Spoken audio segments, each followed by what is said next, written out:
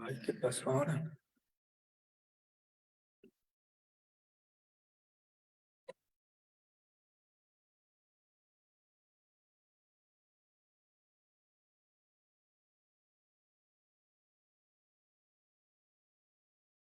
Desactiva tu cámara, Danilo.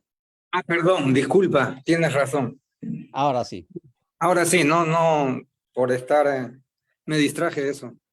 Creo que por defecto sale apagado, entonces tengo Sí. que ser más cuidadoso en eso. Pues ya estamos en vivo. Voy a terminar de vincular los otros canales y Muy bien, comenzamos. muy ¿Te bien. parece? Sí, Ollantay, Excelente. estoy a tus órdenes. Gracias. Ahora mismo entonces. Te agradecería si podemos manejarnos a manera de conversación más que de exposición, ¿no? No, correcto, correcto. Así va a ser, sí. Es más mi Así va a ser. estilo. Eso.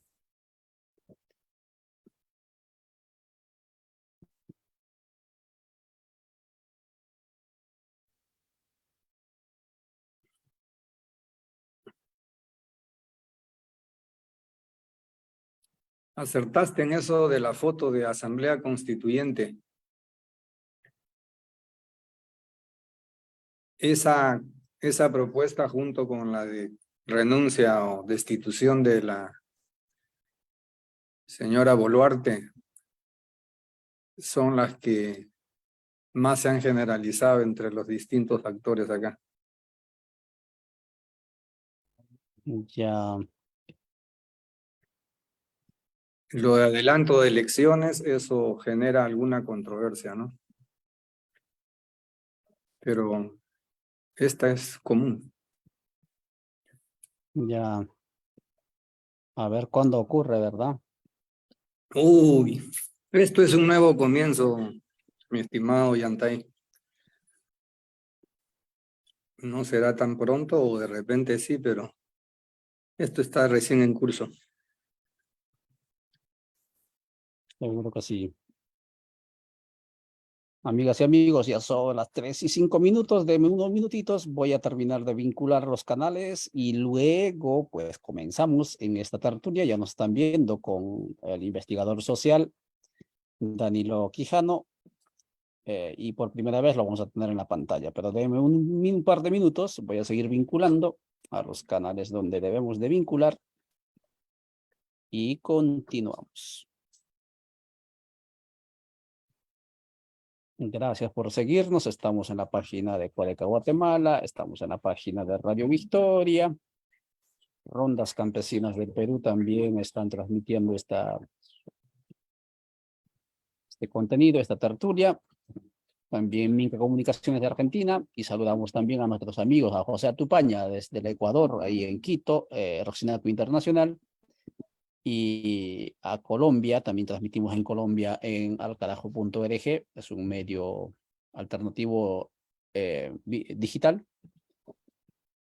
pero también tiene canales de redes sociales y allí nos permiten ingresar y hacer estas transmisiones.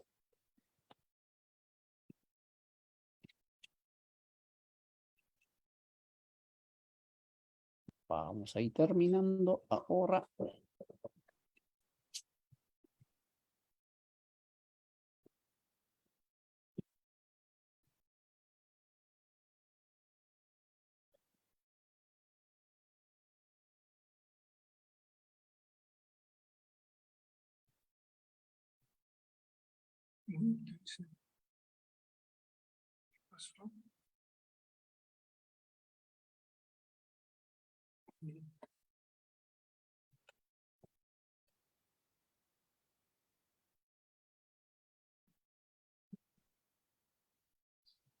Vamos a guardar en la computadora para poder subirlo a YouTube, que a veces hay gente que lo busca y lo utiliza en el YouTube.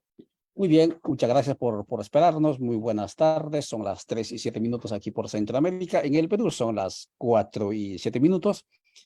Y así va transcurriendo el tiempo. Estamos en este espacio con Danilo Quijano.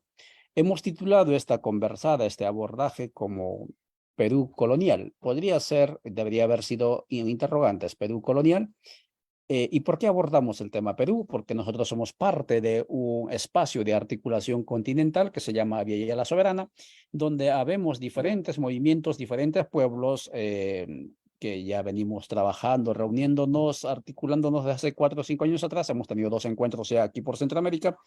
Y una de las organizaciones desde el Perú que forman parte de ese espacio es justamente Rondas Campesinas del Perú, una de los movimientos sociales dinámicos que se ha estado moviendo en los últimos tiempos, especialmente a raíz de las últimas elecciones también. Y como el dolor, la situación difícil que viven los pueblos del Perú lo están soportando, especialmente los sectores marginados, excluidos del país, pues por eso es que nosotros ingresamos con este tema y es el segundo abordaje que hacemos en la semana. Muchas gracias, Danilo Quijano, por estar con nosotros. Por favor, saluda a la audiencia. ¿Quién es Danilo Quijano? Te conocemos como investigador social. Hemos leído alguna de tus notas en las redes, alguna entrevista que te han dado por allí, pero por favor, preséntese a la audiencia. Gracias por la invitación, Ollantay. Gracias también a los compañeros, compañeras que se conectan desde distintos lugares de Latinoamérica o Vía Yala.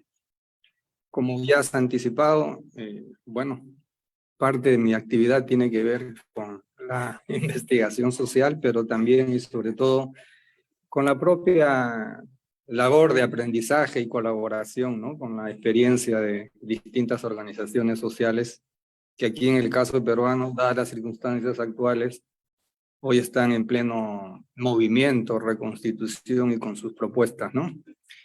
Eso suelo caminar entre Perú, Chile, Bolivia, Ecuador, y aprendo, ¿no? En cada lugar que voy aprendo y espero de esta conversación también nutrirme con las preguntas, con las intervenciones, tanto tuyas como de quienes escuchan tu programa radial. Muchas gracias, Danilo Quijano. Por supuesto que sí, ese término de aprender constantemente es un desafío y un imperativo para todas las y los habitantes, estantes del mundo, más allá de las fronteras, que intentamos gastar la vida con un sentido, ojalá trascendental y profundo. Danilo, hemos visto desde afuera y seguramente desde adentro, estás en Lima, lo has vivido también con bastante proximidad, esta situación convulsa del Perú, que muchas veces los medios corporativos o pues el común denominador de los medios lo indica únicamente como un asunto coyuntural, como una cuestión de protesta social, digamos, circunstancial, ¿no? Pero al parecer el asunto, si tiramos ancla un poquito más profundo, al parecer que muestra de que está entredicho, por lo menos de alguna medida, la existencia, ¿no? de un Estado de derecho democrático, incluyente en todo el territorio del país. Está en entredicho la República Bicentenaria. En otras palabras, al parecer, que los que están moviéndose, especialmente cuando miramos a la gente de la parte andina, ¿no? especialmente aymaras, parece que tienen una agenda más allá de la coyuntura. Podríamos decir en ese sentido, Danilo, que así de entrada, en el Perú, al igual que en otras repúblicas bicentenarias del continente, subsiste aún el colonialismo interno, una hegemonía mestiza criolla dominando desde el centro territorial del poder, puede ser la capital, sobre los otros territorios o pueblos del país. ¿Cómo lo ves? Sí, sin duda, tiene que ver con la herencia colonial, ¿no? Que es el Estado. El Estado es una vieja y remozada a veces, aún persistente herencia colonial. De hecho, al Estado se asocia toda la idea de Estado de Derecho y de democracia representativa, ¿no? Estas ideas o nociones que dicen que los poderes son independientes unos del otro y que ante el Estado y la ley todas las personas son o somos iguales. Cosa que no solo hoy, sino desde hace 200 años, si ponemos como data el surgimiento de estas repúblicas, a propósito del bicentenario que tú mencionas, no es enteramente cierto, ¿no? Las personas estamos socialmente desiguales en la vida cotidiana, en eso que genéricamente llamamos sociedad, mercado, y en el acceso o a la representación estatal. Hay asimetrías respecto del poder, respecto del ejercicio de gobierno sobre la base de ese poder institucionalizado como Estado. Y eso tiene una larga historia de 200 años. Entonces, lo que hoy ocurre en el Perú tiene que ver con esa historia, tiene que ver con sus orígenes, ¿no? Y tiene que ver con problemas de hoy, ¿no? Con con el modo en que reaccionaron las oligarquías, las élites acá en el Perú, frente a la sorpresa que les significó por su tosudez, por su cerrazón a ver la realidad social, la heterogeneidad, ¿no? Eso que acá suelen decir, apoyándose en Arguedas, el Perú de todas las sangres, ¿no? Solo ven la sangre de su atribuido linaje y no ven otras sangres. Entonces no pisparon oportunamente el triunfo electoral de Pedro Castillo en primera vuelta y en segunda vuelta. Entonces la reacción ha sido virulenta, ¿no? Estas ironías que da la historia. Justo cumplido los 200 años, el famoso bicentenario de la denominada independencia, al menos respecto del dominio colonial español, por primera vez, como dices tú en una nota, en el Perú sale elegido presidente un hombre, una persona procedente de los de abajo, ¿no? Y del color de la tierra. Eso ha trastocado todo. Entonces, eso explica un poco cómo ha aflorado el racismo como reacción primaria, emocional, diría que hasta cognitiva, ¿no? Modula sus maneras de producir sentidos de vida y fue un rechazo así brutal, ¿no? Atribuyéndole fraude al triunfo de Pedro Castillo, ¿no? Eso es en lo inmediato, pero la República y el Estado que insurge en 1821 ha sido un Estado y una República con los indios, pero en contra de los indios, o con los indígenas y en contra de los indígenas. Ha sido, antes como hoy, manejado por élites, podemos usar el nombre de criollo o de oligarquía, busquen el objetivo que quieran, pero élites finalmente y comportándose como tales, ¿no? Y esa hegemonía no indígena tiene también un origen histórico, ¿no? No es casual, por lo menos en el caso peruano, ¿no? Que yo creo que toda América del Sur, básicamente, si no lo implica de modo directo, lo modula históricamente de manera significativa. Me estoy refiriendo a que esta hegemonía criolla o hispanoamericana, que se establece en la independencia de 1810 a 1820 o más, ocurre en 2-3 décadas después de la derrota de la sublevación más importante indígena, ¿no? En este lado del mundo, liderada por Túpac Amaru y los hermanos Katari. Solo la derrota de ese gran movimiento, que no solo fue indígena, la hegemonía y liderazgo fue sin duda alguna indio o indígena, o como quieran denominarlo. Pero era un conjunto de alianzas también con sectores llamados por entonces y tal vez hoy criollos, ¿no? O capas medias, si tú quieres, si me permiten un lenguaje más sociológico, ¿no? Bueno, es la derrota de ellos, es la que explica que 3 décadas después pueda aparecer una hegemonía no indígena, ¿no? Y por ende, ese Estado se construye necesariamente por necesidad de la élite, con y a la vez en contra o dominando a los indios o a los indígenas y a todos los de abajo en adelante, según va modificándose la clasificación y estratificación social, en la medida pues que la llamada modernidad, capitalista por cierto, se va entronizando y expandiendo y hegemonizando todas las formas, ¿no?, de organización de la vida en sociedad, de la economía y el consumo, etcétera, ¿no?, en este lado del mundo. Volviendo a Perú, eso es lo que ha estallado en en el 2021 con el triunfo electoral de Pedro Castillo, ¿no? Toda esa tensión ha estallado.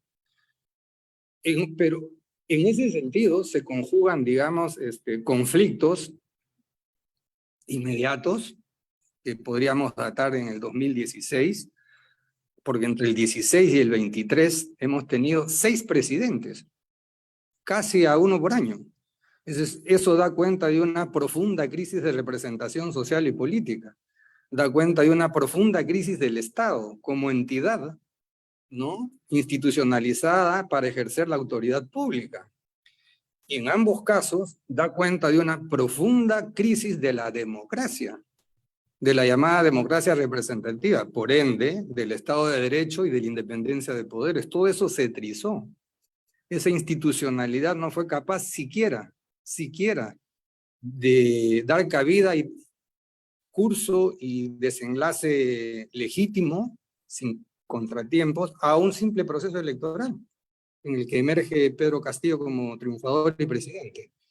Entonces, ese es un problema inmediato, concreto del Perú, pero que tiene toda esa raíz histórica a la que he aludido, que hoy sería un poco distractivo meternos en eso.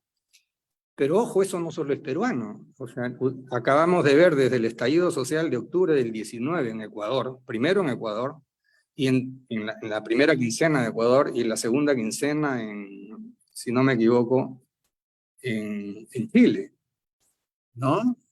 Profundos cuestionamientos. En Chile, si lo resumimos en lo que aparece pintado en las paredes de Santiago y otras ciudades, ¿no? Por ejemplo, no somos ni izquierda ni de derecha, somos los de abajo y vamos por los de arriba, hasta que la dignidad se haga costumbre. O abajo el capitalismo, muerte al capitalismo, desmercantilizar la vida. O esta performance del grupo Las Tesis, ¿no? Estas 4 mujeres que ha circulado por todo el mundo y ha sido traducido, interpretado y actuado como performance en infinidad de países por infinidad de mujeres, ¿no? Un violador en tu camino, que alude a una crítica radical y frontal al patriarcado y al machismo, ¿no? En la que dice todo Estado opresor es un macho violador, y la culpa no era mía, ni dónde estaba, ni cómo vestía. Y hay en el estallido social chileno, no solo se está pidiendo democracia en el sentido formal del término, no solo se está pidiendo Estado de Derecho en el sentido también formal o real del término, sino hay una profunda crítica al patriarcado y al machismo como sentido de vida, ¿no? Como modo de también organizar las relaciones sociales y de poder. Eso está ocurriendo en Chile. En Chile incluso llegaron a proponer la Asamblea Constituyente, en modo en que allá se hizo, la Convención Constitucional, ¿no?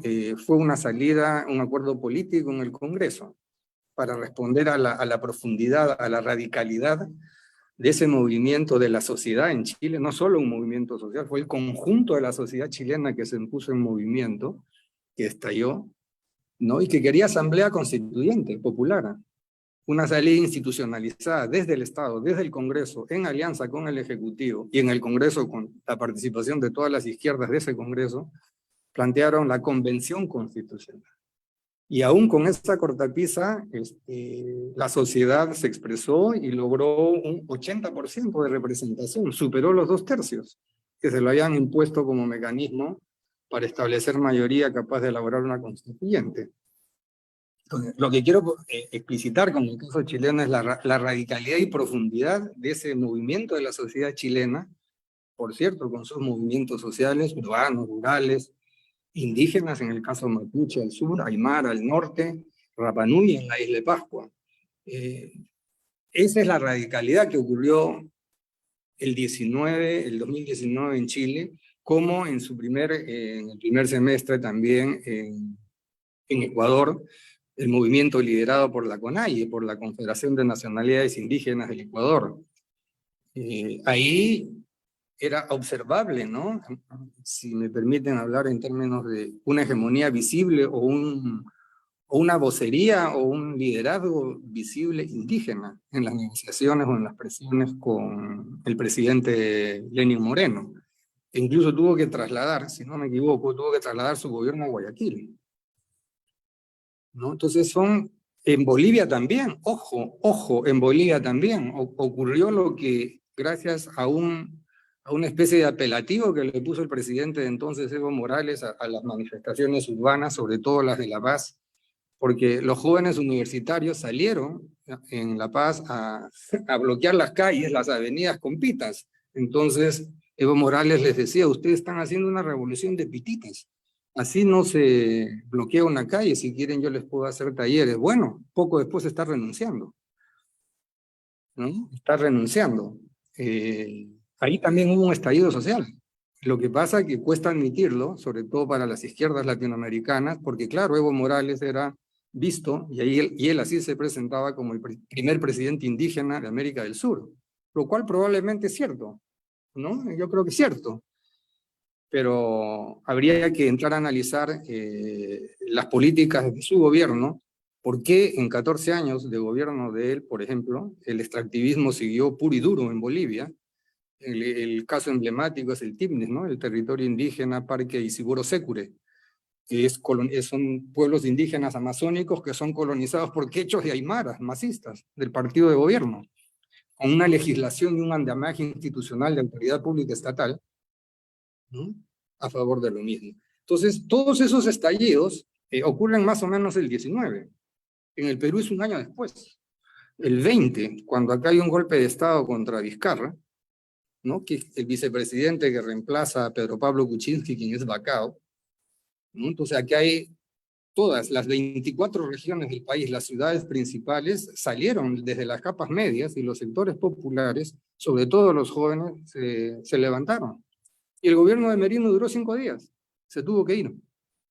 Entonces, con lo cual, lo que quiero decir para volver al Perú, y con eso termino esta parte, aquí hay crisis de larga data, crisis históricas en curso, y hay crisis de larga coyuntura que se conjugan en el caso peruano, ¿no? Entonces está en crisis la autoridad pública estatal, la representación democrática que se constituye sobre la base de esa autoridad pública llamada Estado o Estado-Nación, ¿no? Eso estalló. La promesa de la democracia, de igualdad, estalló en Perú y en América Latina y en el mundo.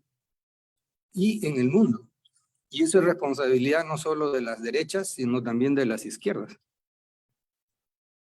Y ese es el lado que no siempre se ve, ¿no? Muchas gracias. Danilo Quijano conversando con nosotros en esta tertulia que hemos denominado Perú Colonial, a raíz justamente de la convulsa, recargada situación sociopolítica que está viviendo este Perú, este país bicentenario, que en cuestión de unos días va a estar que en 204 años de existencia.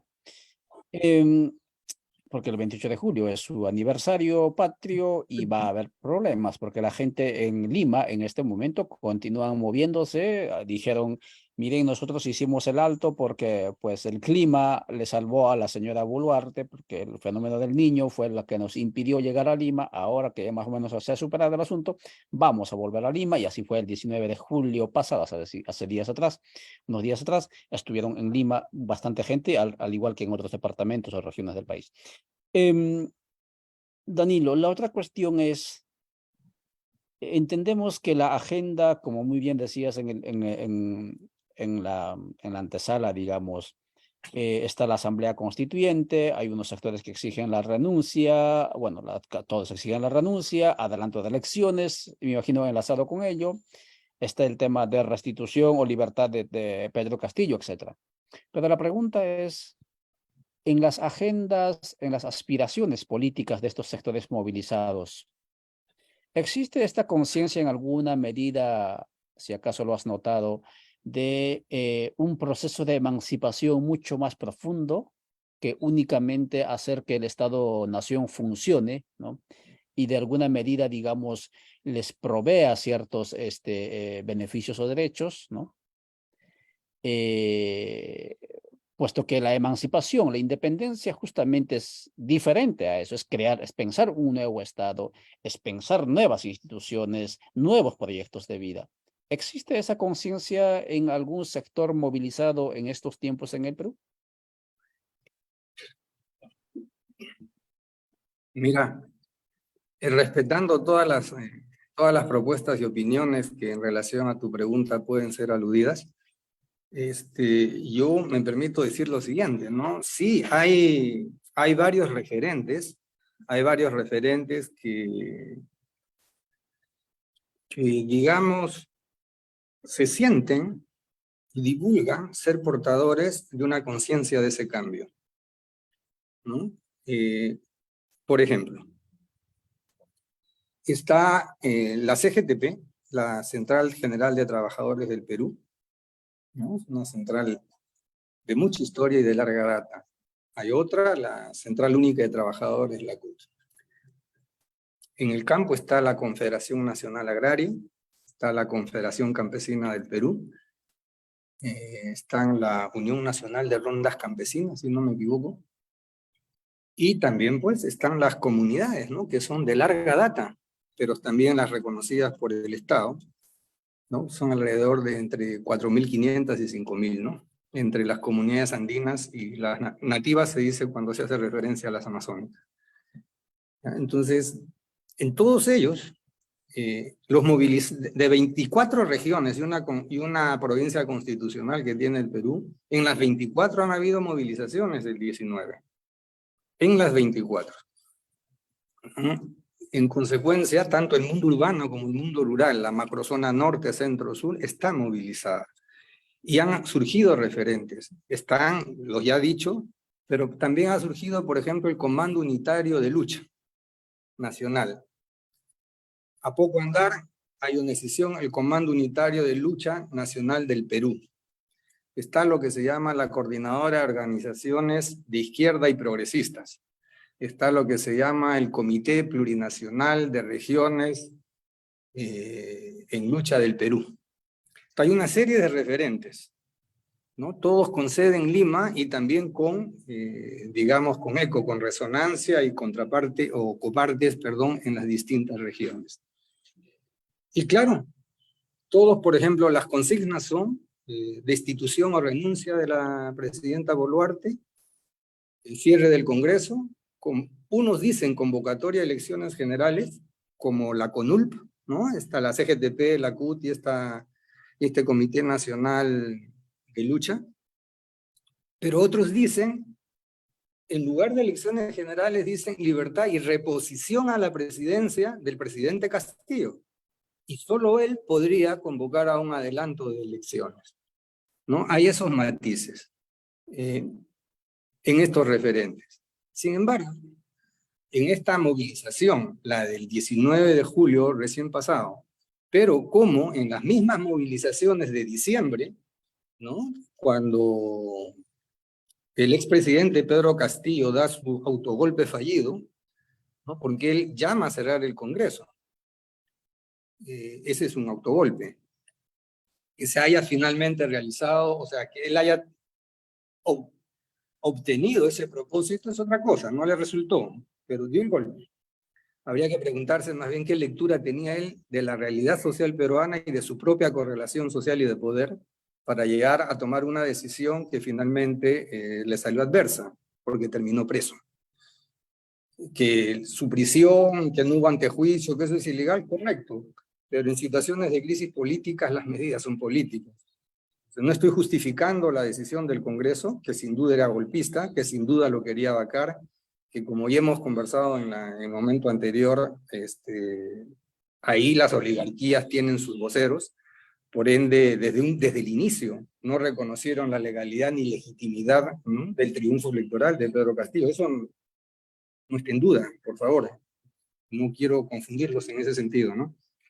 Pero él le dio pie, le dio argumento, ¿no? Para que en las circunstancias políticas que vivía el Perú, bueno, pues esas derechas, esas minorías que sumadas hacen mayoría en el Congreso, finalmente le apliquen esta suerte, para algunos, un golpe congresal, ¿no? Y Castillo termina fuera del gobierno. Quienes inmediatamente se mueven en reacción y en defensa de su voto, y por ende, por deriva, en defensa de la continuidad de la presidencia de Pedro Castillo, son sobre todo las comunidades aymaras y quechuas de la macrorregión sur, en particular de Puno. Eso lo quiero subrayar. Las izquierdas no tienen fuerza, no la tuvieron, hoy no la tienen y no estoy seguro que mañana la tengan. No porque yo no quiera, sino porque ese es, por lo menos desde lo que yo veo, el estado de situación de ellas, ¿no? Entonces son las comunidades aymaras y quechuas las que sostienen la resistencia. Incluso la denominación de la toma de Lima es una especie de eufemismo, porque mandan delegaciones hacia Lima, porque Lima es la sede central de gobierno, es la sede central de los órganos del Estado. Es más, es la sede central de los órganos de dirección política de los partidos, por igual de derecha o izquierda, ¿no? Producto del centralismo que caracteriza a estos estados-nación latinoamericanos, incluidos a los estados plurinacionales de Ecuador y Bolivia, la gente tiene que marchar hacia La Paz. Perdón, si es Bolivia, hacia Lima, si es Perú. Disculpa, es como en Chile, marchaban hacia Santiago, y gran movimiento indígena ecuatoriano organizado en la CONAIE, tanto andino como amazónico, ¿no? o afroecuatoriano, tenían que marchar hacia Quito. Por eso Lenin Moreno huye hacia Guayaquil, ¿no? Bueno, la toma de Lima es un eufemismo, porque Lima, si se quiere, ya está tomada desde los años 50. Los famosos cono norte, sureste, los denominados antes barriadas, después pueblos jóvenes y hoy urbanizaciones populares, ¿no? Son los descendientes o los familiares o los paisanos de todas las regiones del Perú, costeñas, andinas o amazónicas. Yo y muchos como yo somos hijos de población provinciana migrante.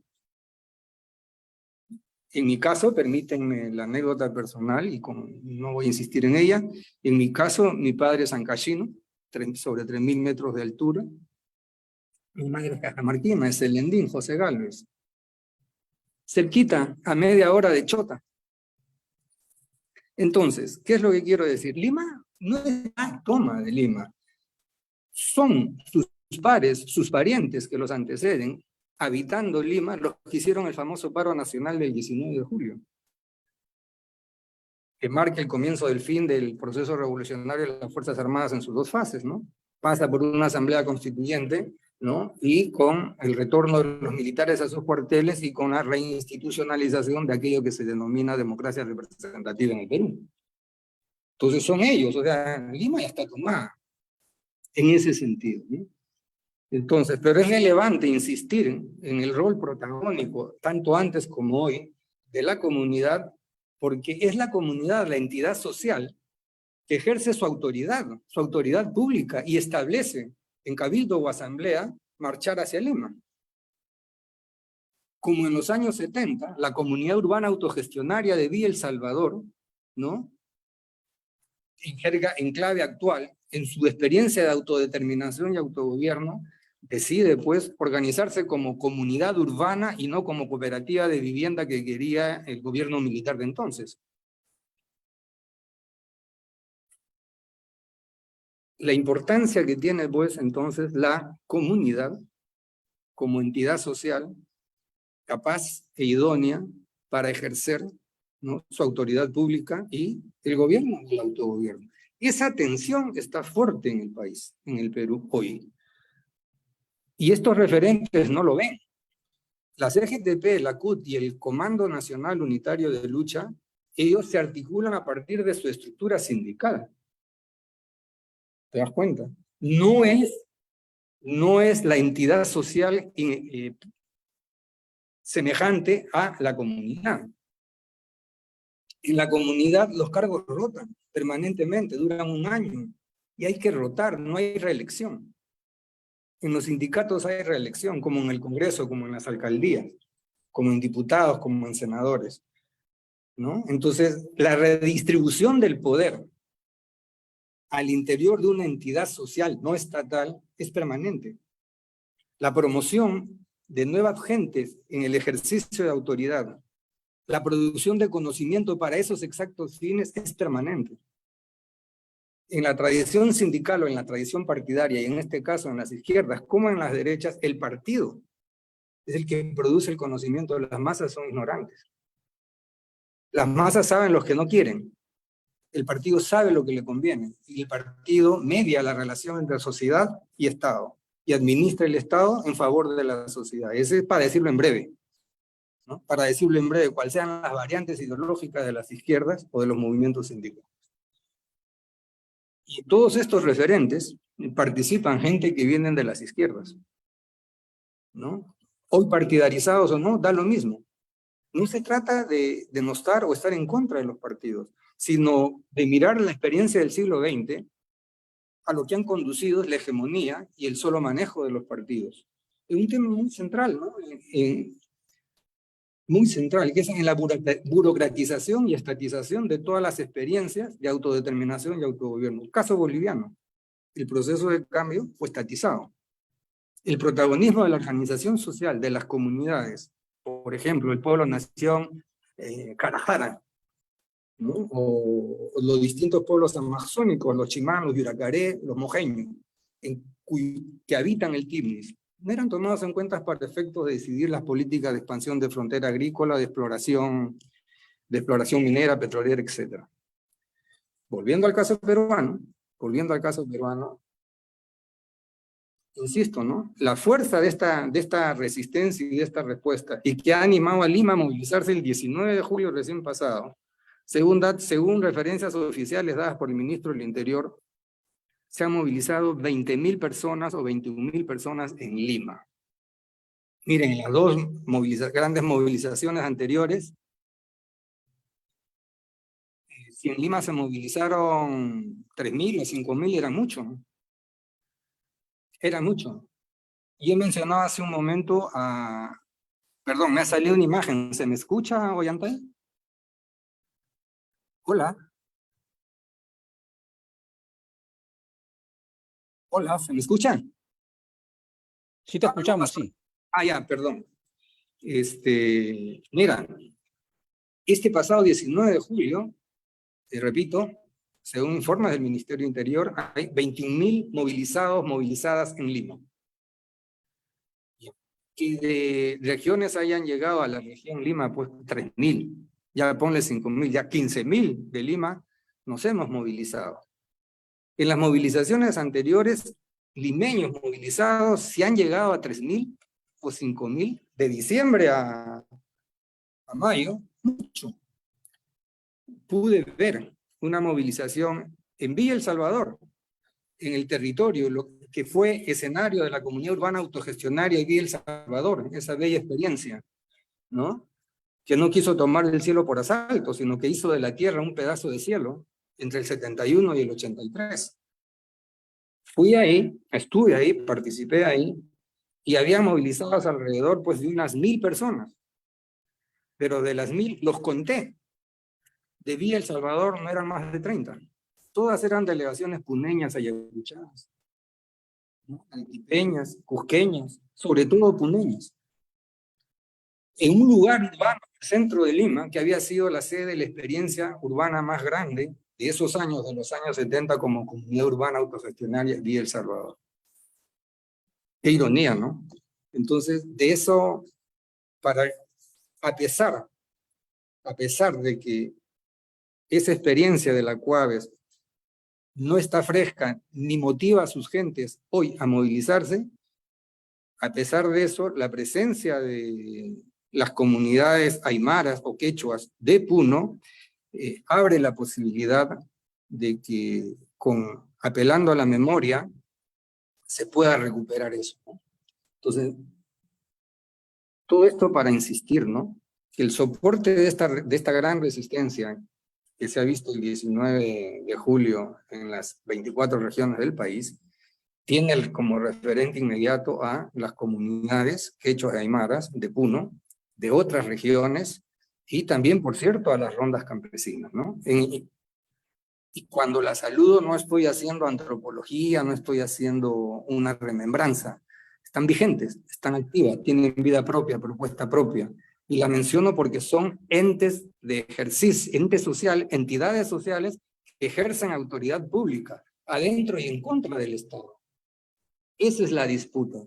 Están acá con una propuesta clara de renuncia o destitución de la presidenta, cierre del Congreso, algunos convocatoria a nuevas elecciones, otros proponiendo la restitución del presidente Castillo, etcétera, ¿no? Y cambiar, y asamblea constituyente para un nuevo pacto social y cambiar tanto la estructura como la dirección de la vida económica, social y política de este país, ¿no? Correcto. Muchas gracias, Danilo Quijano, conversando con nosotros sobre la situación coyuntural, pero también tirando ancla, digamos, hacia la estructural, problemas postergados y resueltos en el Perú. Luego estamos dando el enfoque, digamos, de la descolonialidad, es decir, asumimos como premisa de que hay un colonialismo interno por parte de las élites y del mismo aparato estatal sobre los pueblos, etcétera.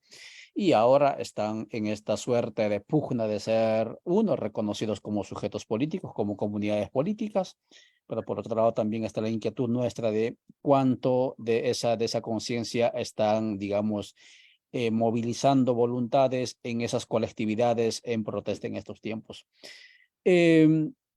Aprovechando tu presencia y tu conocimiento, digamos, macro, como estás indicando de la región andina, estimado Danilo, ¿cómo se interpreta la actitud del pueblo, del sectores del pueblo aymara en la parte Puno, por ejemplo?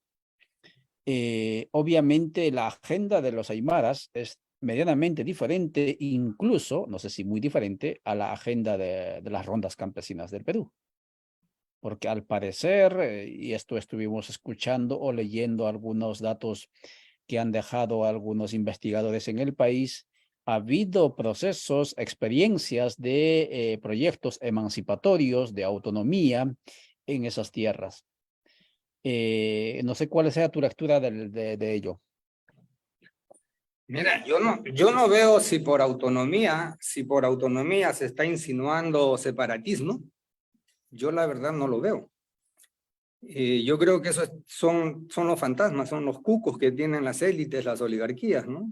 Y tal vez ciertos sectores medios urbanos, pero no he leído de manera explícita. Puede haber por ahí alguien que sí pues, quiera formar la nación aymara juntando el lado boliviano, chileno y peruano. ¿Por qué no? Después de todo, estas naciones, estas repúblicas, o como decían en Bolivia a mediados del siglo pasado, cuando explicaban su historia, y hoy están volviendo a usar ese término, ¿no? Estas republiquetas tienen una corta historia de 200 años, ¿no? Entonces, los mapas son forzados, ¿no? El mapa no es el territorio, ¿no? Y el mapa social, subjetivo y cultural aún es otro. Totalmente diferente, ¿no? Esta demarcación social territorial de los estados-nación, ¿no? Inclusive los estados plurinacionales, de los llamados estados plurinacionales, perdón. Entonces, yo no veo una voluntad separatista, porque si no, pues bueno, ¿para qué toman Lima, no? Podrían ponerse de acuerdo y juntarse en un punto limítrofe de triple frontera, ¿no? En una zona neutra, aislado, aymara, peruano, boliviano y chileno, si es que ese fuera el caso, ¿no? Yo no lo veo, como no lo he visto en el lado mapuche, que es transfronterizo, ¿no? Hay por igual en el lado Guaymapu, es argentino como chileno, o los Shuar, que están en el lado, los Shuar, los Cañari, etcétera, que se mueven con mucha facilidad en la frontera con Ecuador, con Colombia, ¿no? Los Aguajún, los Huampis. No, yo creo que eso no hay. Esos son fantasmas que están en la cabeza de las élites, ¿no? Y de ciertos sectores medios. Pero también puede estar como ambición, ¿no? Como impronta en uno que otro aymara. ¿Por qué no? ¿Por qué no? Claro, Bolívar tuvo la idea de la Gran Colombia. Era totalmente, radicalmente diferente a lo que había sido su experiencia previa como gran macrorregión, el Tahuantinsuyo. La Gran Colombia no tenía nada que ver con el Tahuantinsuyo. Era un constructo totalmente ajeno. Del talentoso Bolívar, sí, pues no hay duda. Premunido de su gesta independentista, sí, pero totalmente ajeno al Tahuantinsuyo. Entonces, ¿por qué no puede aparecer un aymara o un quechua? Por ejemplo, aquí está la nación, la nación chanca. Hay quienes que es parte de Huancavelica, parte de Ayacucho, si no me equivoco, ¿no? Y es una especificidad, ¿no? Que incluso hay una etnia, los astos. Si uno revisa en la historia y la antropología, claro, y hay gente que a veces habla de la nación chanca. Los Puquina, tengo amigos, dirigentes políticos, sindicales, activistas sociales que hablan de los Puquina.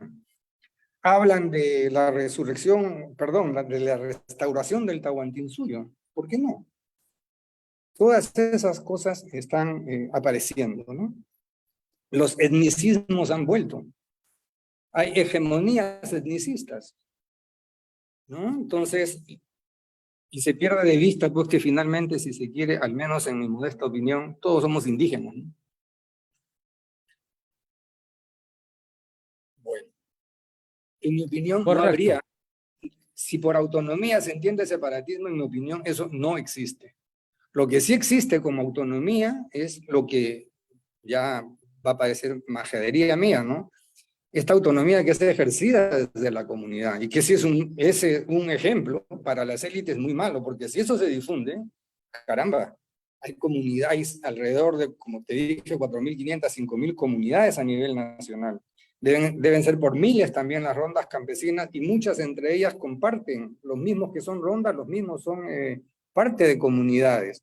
Entonces, esa es una organización social directa, insisto, es un ejercicio de autoridad pública específico, asociado a la idea de autogobierno. Es, si tú quieres, acá, es la persistencia también de lo que en el sur de México se están denominando las comunidades, experimentando las comunidades zapatistas, ¿no? Con sus caracolas, sus experiencias de autogobierno, sus experiencias de ejercicio de autoridad pública en los ámbitos de la educación, la salud, con miles de problemas, pero también con sus soluciones.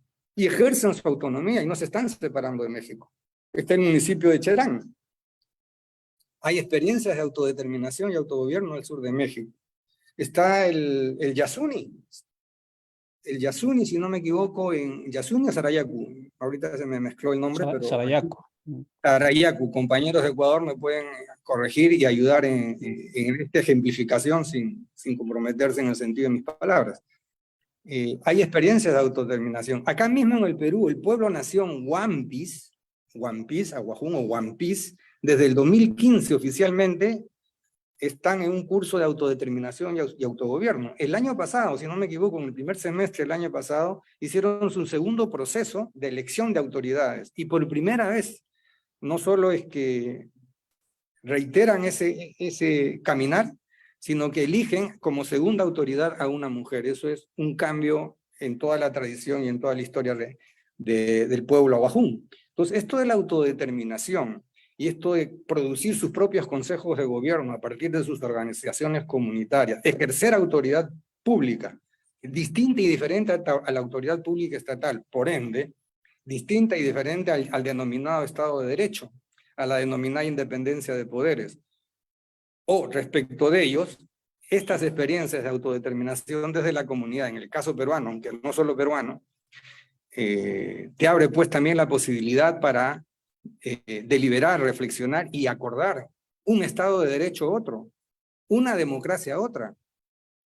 Lo que podríamos decir que es un viejo fraseo, ¿no? Una democracia directa a partir de estas entidades sociales, no necesariamente estatales, ¿no? En conflicto con el Estado. No porque uno no quiera o porque yo lo diga, el Estado va a desaparecer, no. Es con el Estado, sin el Estado y siempre contra el Estado. No ha habido gobierno progresista o de izquierda en América del Sur que una vez que ha llegado al Estado, o gobierno popular o de izquierda, que no haya terminado atrapado en los laberintos del Estado. Insisto, es parte del engranaje de la dominación colonial, ¿no? De la colonialidad del poder. En ese sentido, y para terminar esta parte, yo no soy tan dado a hablar de lo colonial, porque lo colonial siempre implica una externalidad, como que un dominio de un otro sobre uno. Es el dominio, la instalación de dominio militar, político, económico, de una externalidad de un otro respecto de otro, ¿no? Y prefiero moverme más en las propuestas de la colonialidad y descolonialidad, en el sentido de que básicamente todos participamos de este sistema mundo capitalista, ¿no? De su modernidad, que no es sino, como diría Mignolo, a quien conversábamos fuera de programa, ¿no? Él suele hablar de la diferencia colonial. Bueno, América Latina, el Perú, si tú quieres, es la diferencia colonial dominada, pero sus oligarquías también. Sus élites, sus oligarquías también son parte de la diferencia colonial dominada. Por lo mismo también, no ha habido ni habrá, ¿no?, una oligarquía o una burguesía nacional, menos aún nacionalista. Entonces, la emancipación de los humillados y ofendidos de este lado del mundo, del Perú y de toda América Latina, de los pueblos indígenas, en el entendido de que también todos somos indígenas, ¿no? Será obra de ellos mismos, de nosotros mismos. No va a haber burguesía nacional, no hay, no hubo, ni habrá, ¿no? En consecuencia, eso es algo que hay que tener muy presente. Entonces, volviendo al tema de los Aymara, y apoyándome en la experiencia boliviana, Álvaro García Linera, un tipo talentoso, estudioso, investigador y con capacidad de gobierno, hombre de Estado, todos lo conocen, tú lo conoces bien, Ollantay, él solía decir, pues, el modo de producción capitalista andino-amazónico, y hablaba de una burguesía aymara, para poder validar su primera etapa de desarrollo capitalista en el proceso de cambio boliviano. Y claro, como no había burguesía nacional, todo lo hacía como capitalismo estatal, estatizando todo, y se callaba la boca respecto de sus alianzas con los grupos de poder oligárquico, industriales y financieros de Santa Cruz, pero de todo Bolivia. Y los 14 años de proceso de cambio fue la estatización de la emergencia de lo social, de la emergencia de la comunidad, de la marca en Bolivia, subordinada bajo la ideologización y su disciplinamiento en el partido, el MAS. El instrumento político para el cambio. El instrumento político para el cambio es la confluencia de distintas organizaciones sociales propias, originarias y sindicales urbanas, al servicio de las luchas de la organización social del pueblo.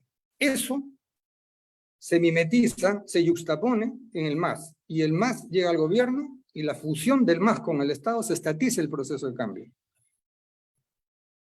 Eso es una arista, y eso, ¿por qué menciono eso? Porque eso está ocurriendo acá en este momento. Está ocurriendo ahorita las diferencias en las izquierdas y en los referentes que menciono, ¿no? No necesariamente en las comunidades aymara, aunque podría estar, no tengo información precisa al respecto, ¿no? Ellos tienen una clara propuesta. El ejercicio de autoridades de su comunidad, no están en este partido, en este otro o en este referente. Vienen a Lima, se mueven, en primer lugar se mueven en su región, y en segundo lugar vienen a Lima, con recursos propios, Entonces, si lo que digo es cómo lo digo, porque puede ser discutible para ustedes, concluyo, ¿no? Para las élites en el Perú y fuera del Perú es un mal ejemplo el rol, el protagonismo de las comunidades, en particular las aymaras y quechuas de Puno, pero no solo de Puno, porque con ellas emerge una otra forma de organizar la autoridad pública, eso que se llama el poder popular, ¿no? Es eso mismo que está en la CONAI y su Consejo Nacional de Gobierno y el Congreso de los Pueblos en Bolivia. En Ecuador. Y en Bolivia, lo que pasó desapercibido porque coincidió con la crisis y caída de Morales, de Evo Morales, fue también el Parlamento de los Pueblos que organiza la CIDOB y su pretendido Consejo de Gobierno, la CIDOB, quien organizó la 8ª y 9ª marcha defendiendo el TIMNIS adentro y en contra del Estado y el gobierno administrado por Evo Morales y el MAS. Su símil en Chile son las asambleas ciudadanas territoriales autoconvocadas, que surgen por docenas y centenares en las ciudades principales de Chile, donde la población se congrega para deliberar y proponer a su gobierno local, al municipio, que es Estado, desde su entidad como asamblea territorial, ¿no? Otra entidad de ejercicio de poder público, proponer políticas concretas, y desde ahí presentarle al gobierno central. Entonces, eso es lo que emerge. Esas son las comunidades zapatistas al sur de México. Eso es el municipio de Cherán. Y eso mismo es el pueblo Huampis en el Perú. O sea, no estoy especulando. De todo eso hay información en Internet. Doctor Google puede ayudarles en ese sentido, ¿no? Entonces, es un otro poder el que emerge. América Latina es el epicentro de eso. Y volviendo al Perú, por favor, los partidos políticos de derecha o de izquierda no tienen que decir, no tienen que hacer. Son parte de la crisis, son parte del problema. Termino con 2 parafraseos, uno de Basadre, un historiador peruano, y otro de José Carlos Mariatti. Los voy a parafrasear. Basadre decía, el Perú es un problema, tiene un libro titulado Perú, Problema y Posibilidad. En mi opinión, el Perú es más un problema que una posibilidad. Mariátegui tiene otro libro que compila ensayos bajo el título Peruanicemos el Perú. Yo voy a usar la frase de un amigo. Desperuanicemos el Perú. Porque el Perú es eso que hoy somos. De acuerdo. Por supuesto que sí, esta ha sido la conversada con Danilo Quijano. Y claro, en sus palabras, en sus referencias, usted podrá ver lo desafiante que son lo que está planteando, ¿sí? Desperuanicemos el Perú o desguatemalicemos, etcétera, lo que está tocando es la estructura política de la modernidad. Y lo que él está planteando al referirse a las comunidades aymaras o a los pueblos originarios con estos de que él denomina, digamos, comunidades o territorios, pueblos en territorios autodeterminados, etcétera, lo que está planteando en buena medida es esto, la superación, digamos, de la estructuración del poder y que al mismo tiempo también es estructurante, colonizante, que existe en este momento en las repúblicas bicentenarias. Repúblicas que, por cierto, están sobre las espaldas o sobre las cenizas de los pueblos y de las grandes mayorías de los países. Pues esta ha sido la tertulia que les hemos prometido, amigas y amigos. Son las 3:58. En el Perú ya son 4:58. Muchísimas gracias, Danilo, por tu tiempo. Ojalá que podamos seguir conversando. Dejaste muchas cuestiones en el tintero, en la pantalla, y esperemos tocar con mayor tiempo y con mayor profundidad todas las ideas que estuviste vertiendo aquí. Y muchísimas gracias por tu tiempo. Te dejo un par de minutos, si acaso quieres epilogar, resumir todo lo que dijiste para tenerlo también registrado. Adelante, por favor, Danilo. Decir que lo que está en disputa no es el acceso y el control al Estado, no es que las izquierdas le disputen a las derechas el acceso y el control del Estado. Tampoco se trata de que los de abajo le disputen a los de arriba el acceso y el control del Estado. Lo que está en conflicto, lo que está en conflicto histórico de hace 200 años o más, 500 años si quieren, ¿no? Es la emergencia de un poder otro como autoridad pública social ejercido desde la comunidad, entidades no estatales, con una vieja herencia colonial institucionalizada como Estado-nación, hoy transvertida como Estado plurinacional, pero bajo cuyo cobijo ocurre la misma clasificación y desigualdad social, ¿no? Entonces hay que desmontar eso. Eso es lo que está en disputa. Son dos horizontes de sentido, son dos modernidades diferentes. No es la larga noche, no es el lado oscuro de la modernidad capitalista que alude Migiñolo, por ejemplo, a propósito de lo de colonial, ¿no? Sino se trata de una modernidad otra, ¿no? Que fue truncada a fines del siglo XV, ¿no? Pero que vuelve a aparecer y que hoy más o menos se aglutina pues bajo la denominación de buen vivir y buen gobierno, ¿no? Y sus caminos más visibles son la autodeterminación y el autogobierno, donde es el protagonismo directo, es la sociedad misma, los pueblos mismos organizados para esos fines. Para ellos, bienvenidos los partidos, ¿no? En ese caminar, bueno, hay que dejar de ser lo que no somos, hay que dejar de ser eurocéntricos, pues. El partido, lo representativo, ¿no? Eso, vieja herencia europea, colonial, ¿no? Y nuestras izquierdas y nuestros académicos que producen conocimiento no son ajenos a eso, ¿no? Entonces hay que limpiarnos de esas telas de arañas y ojalá pues ayudarnos entre todos, ¿sí? ¿No? Nadie tiene el único modo ni el mejor modo de hacerlo. Finalmente, Ollantay, agradecerte a ti también la invitación, la paciencia y a todos tus oyentes, mi gratitud, mi reconocimiento y bueno, tengamos siempre presente pues, ¿no? Que el Ubuntu, ¿no? Soy porque somos y les agradezco infinitamente la atención, la escucha. Un fuerte abrazo, cuenta conmigo cuando gustes. Muchas gracias, Danilo Quijano. Con nosotros conversó y con ustedes a través de su pantalla móvil conversó sobre esta inquietante cuestión Perú colonial. Tu compromiso es, así como el compromiso generar estos contenidos, tu compromiso es mover donde puedas, donde te permitan estos contenidos. Mañana es la Asamblea Plurinacional del Movimiento Codeca, en el cual nos aglutinamos. Allí se va a hablar y vamos a estar transmitiendo a través de estos mismos canales la decisión que se va a tomar. Las comunidades de resistencia se reúnen en todo el país y van a decidir si van a crear o no su nueva organización política, porque la que existía en estas elecciones recientes, al parecer, aunque no hay información oficial todavía del proceso electoral que está en este momento todavía en el limbo en el país, al parecer no le han dado, digamos, posibilidad de continuar, entonces van a, al parecer, crear una nueva organización política.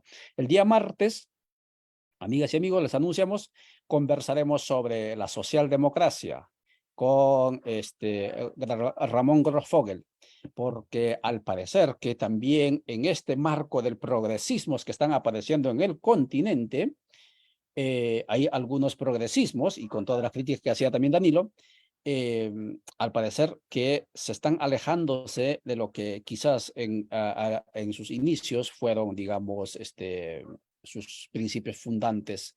Y entonces de eso hablaremos, de la socialdemocracia en Europa, de la socialdemocracia en el continente de Abya Yala o de América, y cuáles son sus funciones, sus roles en estos tiempos. Pues en España es que hay elecciones este domingo, ¿no? Esa es también una de las razones del por qué vamos a abordar ello, pero también vamos a abordar la socialdemocracia porque en Guatemala, si acaso el proceso electoral continúa como está, el 20 de agosto, el mismo día que va a haber elecciones en el Ecuador, se van a disputar el poder, ¿no? Dos tendencias, por un lado la tendencia del pacto de corruptos que se llaman los neoliberales, con la señora Sandra Torres, que quedó en el primer lugar, y quedó en el segundo lugar el señor Arévalo, es de la tendencia de socialdemocracia, del partido Semilla, y al parecer, como estamos viendo en las redes, el segundo es el que va a terminar ganando. Y ahí viene la pregunta, ¿qué es la socialdemocracia? Entonces, de eso hablaremos, amigas y amigos. Muchas gracias por vuestra atención. Aquí los dejo. Chau, chau.